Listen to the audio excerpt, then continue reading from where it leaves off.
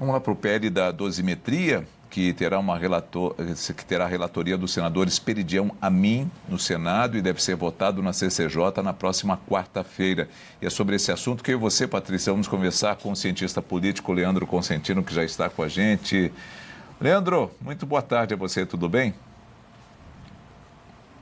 Boa tarde, Nelson. Boa tarde, Patrícia. Boa tarde a todos da Band News. Um prazer estar aqui com vocês novamente.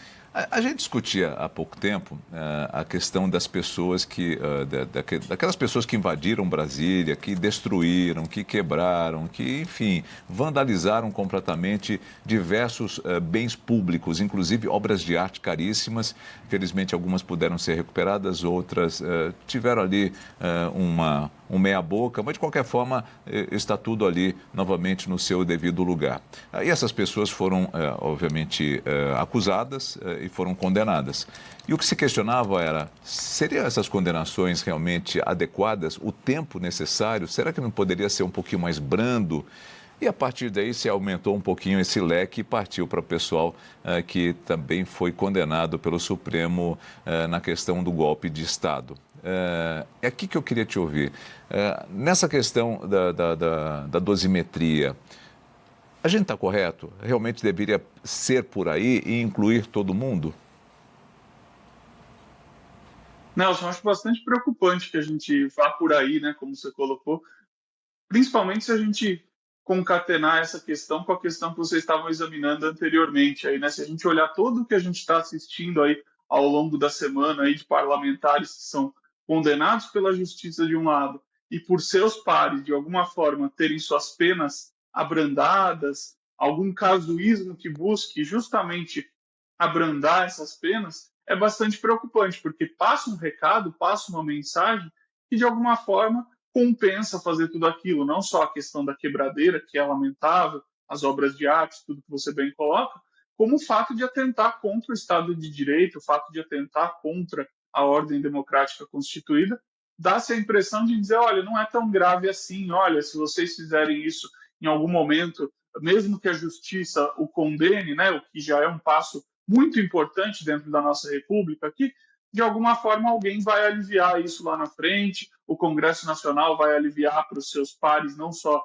outros parlamentares, como pessoas do mundo político ali também envolvidas. Então, eu acho que o recado que a gente passa, não só nesse caso, como em casos futuros, é algo bastante preocupante nesse sentido. É algo que diz, olha, aquilo que foi feito não é tão grave e é passível de que, em algum momento aí, se articule um abrandamento dessas penas. Isso é bastante preocupante para a gente prevenir casos futuros como o 8 de janeiro e correlatos. Agora, professor Consentino, a gente viu que a matéria foi aprovada então na Câmara, se não me engano, 291 votos, aprovando então essa dosimetria. Como é que essa matéria chega no Senado? Me parece que da Câmara para o Senado já teve acordos do tipo, não vamos colocar destaques, não vamos colocar mudanças, para que essa matéria passe logo no Senado até o final do ano. Quer dizer, já vai chegar com um caráter de urgência por lá, uma pressão para apreciação rápida, mas tudo indica que o presidente do Senado, Davi Alcolumbre, vai encontrar resistências para pautar esse assunto por lá. Como é que você vê, enfim, essa chegada ao Senado? Patrícia, é bastante curioso que quando a gente discutia quaisquer ações aí no parlamento, quando a gente está chegando no dia 10 de dezembro, em anos anteriores, a gente dizia, oh, isso provavelmente não vai adiante agora, porque a gente já está muito próximo do recesso de fim de ano, e aí os parlamentares vão levar essa discussão para o ano que vem. Me parece que essa matéria, ela muda um pouco, né, a questão, como ela beneficia aí pessoas do mundo político, aí pessoas altamente interessadas na correlação de forças que está se desenhando, ela ganha esse caráter de urgência, como você está bem colocando. Agora, não será um caminho fácil, né? A gente sabe que o governo ali, por mais que tenha fechado acordos, tem resistências a isso. A gente sabe que o próprio senador Otto Alencar, que é o presidente da CCJ, já disse que isso não tem uma prioridade, não é a pressa que tem, apesar de já ter indicado o relator, o senador Esperidião Amin, disse que isso não é algo para ser votado ou ser analisado de maneira assodada, e tem o próprio peso do Palácio do Planalto, porque a gente tem que lembrar que, vencida a etapa do Senado, caso isso também prevaleça no Senado, a gente ainda tem uma sanção aí do presidente da República.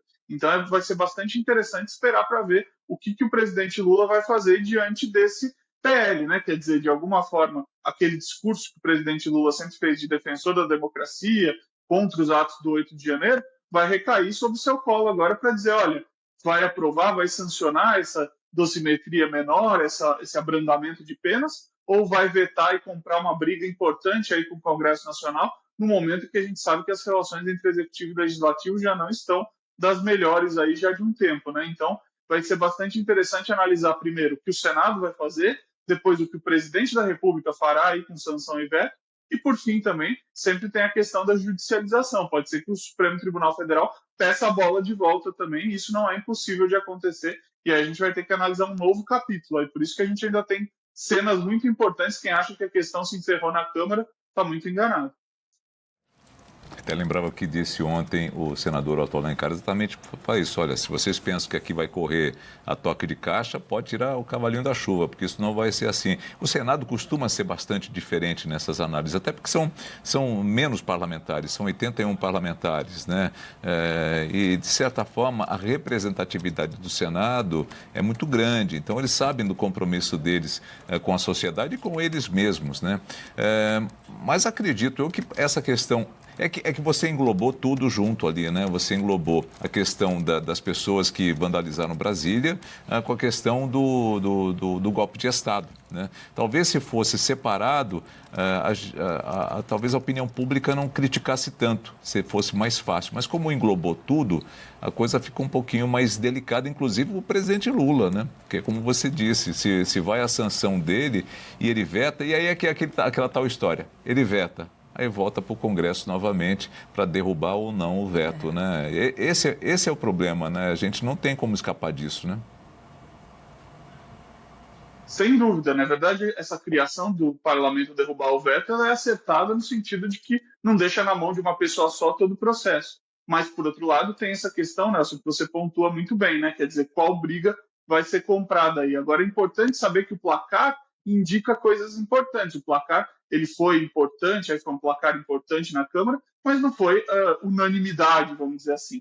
Isso faz com que, nessa derrubada de veto, a gente sabe que a gente precisa de quórum qualificado no parlamento para a derrubada dos vetos. Então tem que se pensar se o parlamento teria todo esse poder de fogo aí para derrubar esses vetos também. Tudo isso precisa ser analisado. E como você bem pontua, o Senado ele é uma casa diferente, não só pelo fato da composição dele ter ali parlamentares mais experientes, mais experimentados, mas também pelo fato de que a responsabilização desses parlamentares é mais direta. Vamos lembrar que os eleitos ali para o Senado Federal são eleitos de maneira majoritária, como a gente diz na ciência política, ou seja, são eleitos de forma muito próxima do que é o executivo. Eu consigo apontar quem é o senador ali de uma forma muito mais indistinta do que é na Câmara. Então, quando esses senadores se comportam de tal ou qual maneira, eles são muito mais responsabilizados pelo eleitor. E ano que vem, em 2026, teremos eleições gerais. Então, o fato de que essas eleições virão e esses senadores estarão preocupados com a renovação de seus mandatos, coloca um elemento a mais aí